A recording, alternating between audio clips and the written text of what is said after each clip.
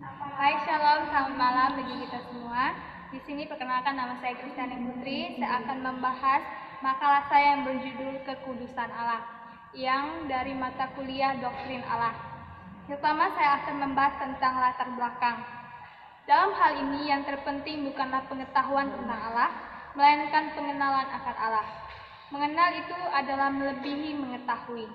Di dalam Alkitab, mengenal Tuhan itu berarti bergaul dengan Tuhan, bersekutu dengan Tuhan, berjumpa dengan Tuhan, hidup di hadapan Tuhan. Hanya satu yang dapat mengatakan siapa itu Tuhan, yaitu Tuhan sendiri.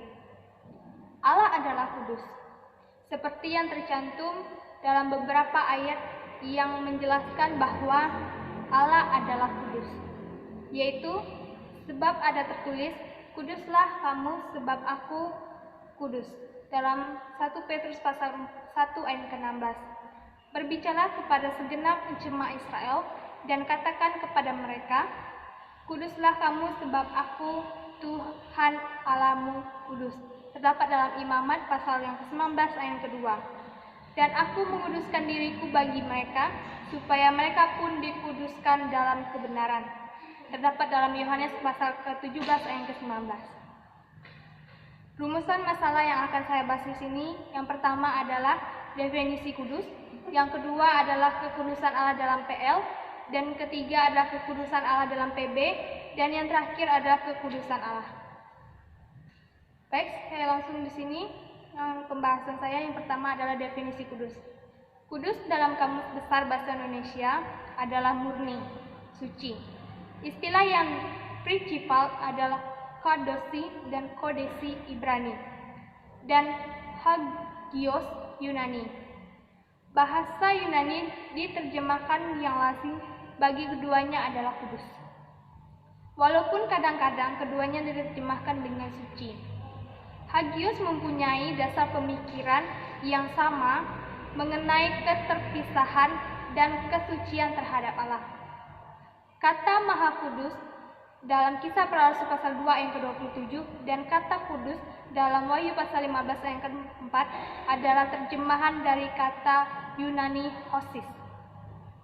Dalam satu kata yang mengandung arti hubungan yang benar dengan Allah. Mungkin juga dalam pengertian kekasih. Dan istilah bahasa Ibrani kodesi, kekudusan, dan kadosi, kudus.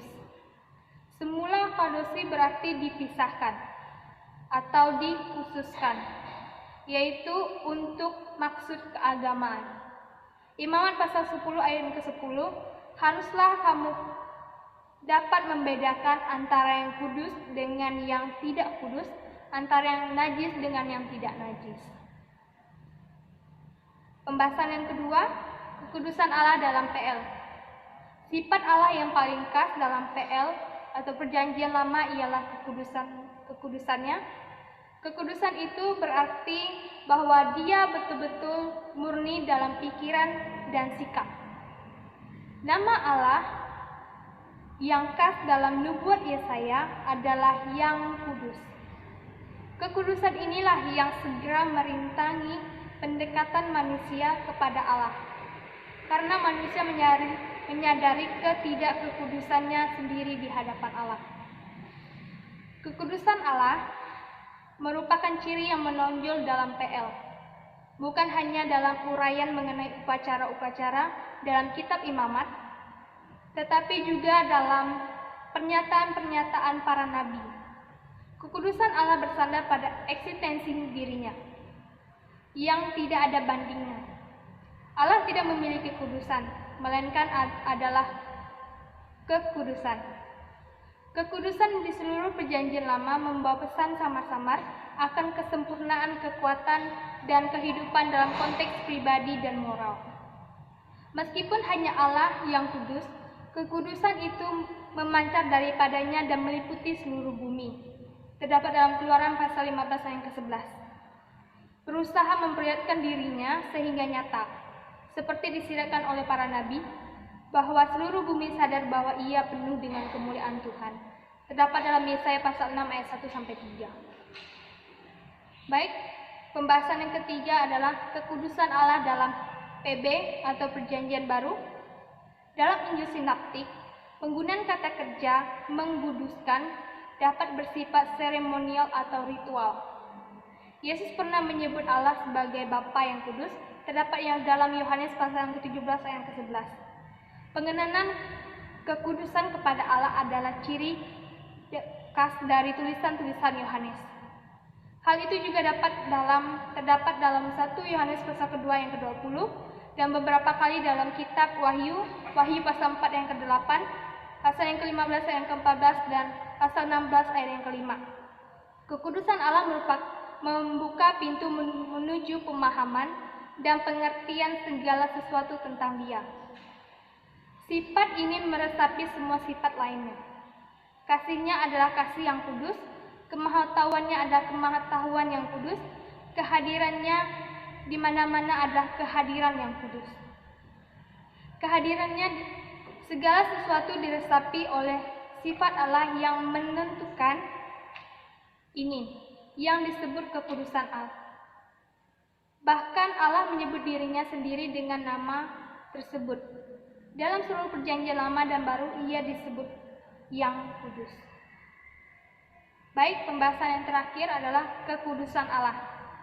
Kekudusan terutama dapat dikaitkan dengan Allah sendiri, dan baru kemudian lewat perintahnya.